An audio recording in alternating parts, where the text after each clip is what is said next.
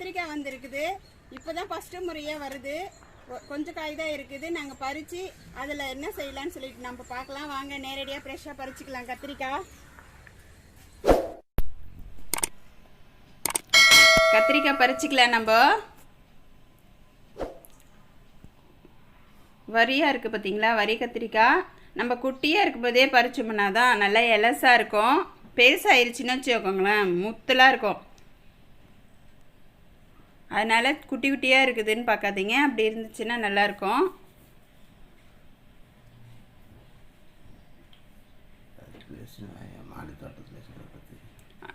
அங்கங்கே ஒரு ஒரு தொட்டியில் வச்சுருக்குறோம் செடி, வேறு வேறு செடி தான் வச்சுருக்கோம். பாருங்கள், இது வேறு கத்திரிக்காய்.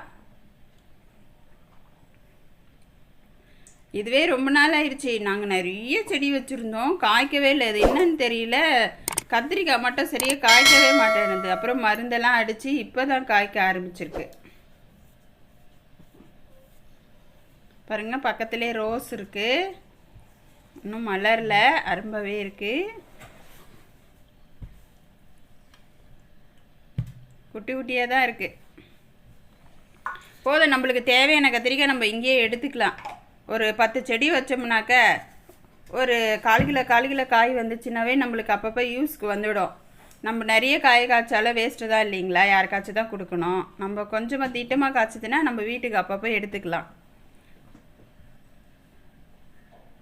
ஆனால் கொஞ்சம் நல்லா வளர்ந்த பிறகு தான் காய்க்குது. சின்ன செடியாக இருக்கும்போது காய்க்காது. பூலாம் விட்டுருக்கு, மறுபடியும் காய்க்கும். நாங்கள் இப்போ தான் வாட்டிக்கு பறிக்கிறோம். இவ்வளோ நாள் ஆயிடுச்சு, எப்படி ஒரு 3-4 மாதம் ஆயிடுச்சிங்க. அது வளர்ந்தது காய்க்கவே இல்லை. அது பூச்சி வேறு, வெள்ளை பூச்சி வேறு வந்துட்டு அதனால மருந்து அடித்து இப்போ தான் க்ளீன் ஆகிருக்கு. நாங்கள்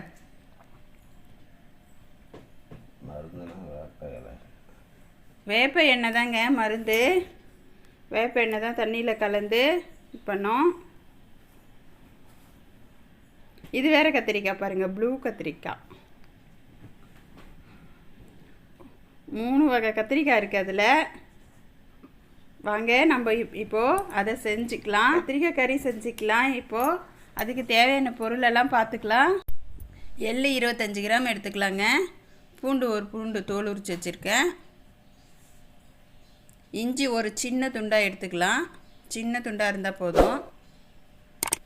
வெங்காயம் 1 பெருசாக நறுக்கி வச்சுக்கலாம், அரைக்கிறதுக்கு தானே அதெல்லாம்.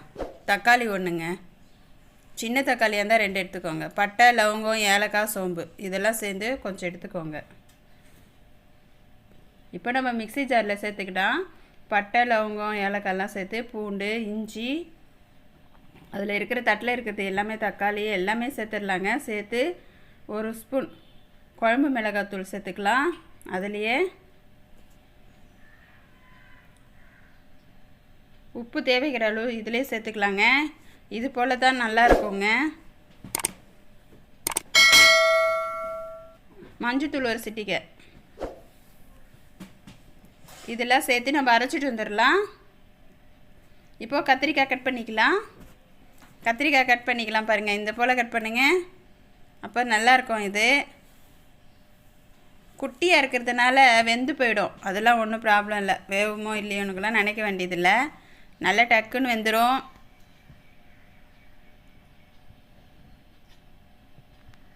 இது போல் நீங்கள் செஞ்சிங்களா செம்ம டேஸ்ட்டாக இருக்கும்.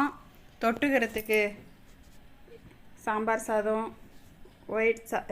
தயிர் சாதம் எல்லாத்துக்குமே நல்லா இருக்குங்க. ஏன்னா இது காரமாக இருக்கிறதுனால ரொம்ப டேஸ்ட்டாக இருக்கும். இது போல் பாருங்கள், 4ஆக கட் பண்ணிக்கோங்க கத்திரிக்காவை. எல்லா கத்திரிக்காயும் கட் பண்ணிக்கலாம். அதே போல் கடாய் வச்சுக்கலாம்.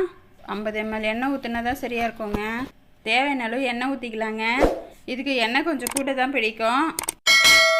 கடுகு, உளுத்தம் பருப்பு 1 ஸ்பூன் போட்டுக்கலாம்.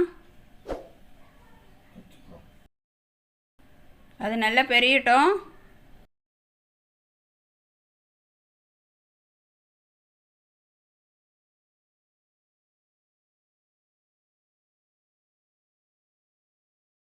கடுகு பொரிஞ்சதும் கறிவேப்பிலை 1 கொத்து சேர்த்துக்கலாம். அடுத்து தாளிக்கிறதுக்கு 1 குட்டி வெங்காயம் நறுக்கி வச்சுக்கலாம், அதுவும் சேர்த்துக்கலாம். இது நல்லா பொரிஞ்சு வரட்டும். நம்ம கத்திரிக்காய் கட் பண்ணி தண்ணியில் சேர்த்து வச்சுருக்கோம் இல்லைங்களா, பாருங்கள் இது மாதிரி தண்ணியில் போட்டுக்கோங்க, அப்போ தான் கசரு அடிக்காது. அதை எடுத்து கத்திரிக்காய் மட்டும் எடுத்து அதிலே சேர்த்துக்கோங்க. வெங்காயம் நல்லா ஃப்ரை ஆகணுன்ட்டு ஒன்றும் கிடையாது. வெங்காயம் போட்டு ஒரே நிமிஷத்துக்கெல்லாம் இதையும் போட்டுருங்க. ரெண்டுமே ஒன்றா சேர்ந்து ரோஸ்ட் ஆகிடும், நல்லா செவந்து வந்துடுங்க. நம்மளுக்கு இதுலேயே பாதி வெந்துடும். கத்திரிக்காய் தனியாக வேக வைக்கணுன்றதே கிடையாது, அப்படியே பொரிஞ்சிரும் எண்ணெயிலேயே. காரெல்லாம் அடிக்காது, அப்போ தான் நல்லாயிருக்கும், டேஸ்ட்டாக இருக்கும், கறி மாதிரியே இருக்கும் சாப்பிட்றதுக்கு நம்மளுக்கு.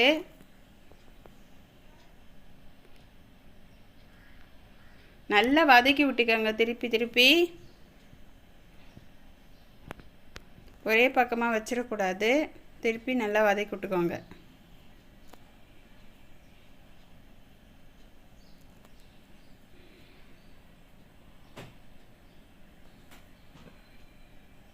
ஒரு 5 நிமிஷம் நல்லா செவந்து வரட்டுங்க. வெங்காயமும் அதுவும் ரெண்டுமே செவந்துடும் நல்லா. அது வரைக்கும் வதக்கிக்கோங்க நல்லா.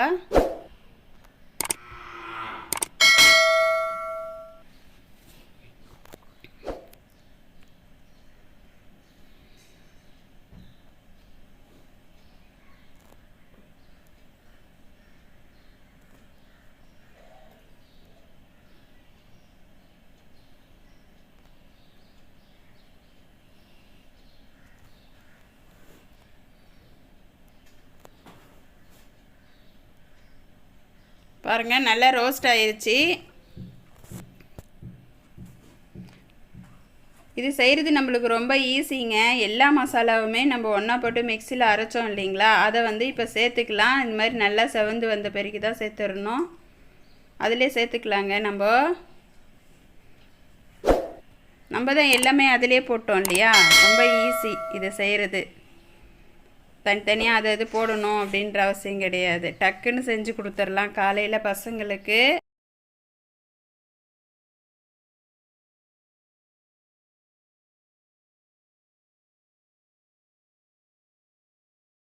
நல்லா கலக்கி விட்டுக்கோங்க.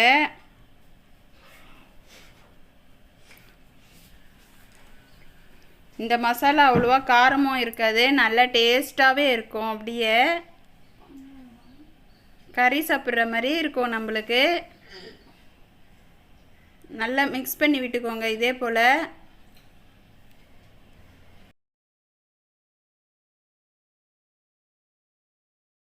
அதை அப்படியே மூடி வச்சுட்டு சிம்மில் வச்சுடுங்க. பாஸில் வைக்காதீங்க, சிம்மில் வச்சு லைட்டாக வேக வச்சுட்டிங்களா நம்ம எண்ணெயிலே பாதி ஃப்ரை ஆயிடுச்சு. எடுத்துடலாம். இப்போது பாருங்கள் நல்லா வெந்து வந்துடும், கிரேவியாக இருக்கு இல்லைங்களா. சிம்மிலே தான் வச்சு வேக வைக்கணும், ஃபாஸ்ட்டு வைக்கக்கூடாது, தண்ணி சுண்டி போயிடும். அந்த மசாலாவில் இருக்கிற தண்ணியே போதுங்க, நல்லா வெந்து வந்துடும். கத்திரிக்காய் இளங்கத்திரிக்காய்ன்றதுனால அப்படியே கலக்கி விட்டுக்கிட்டே இருங்க.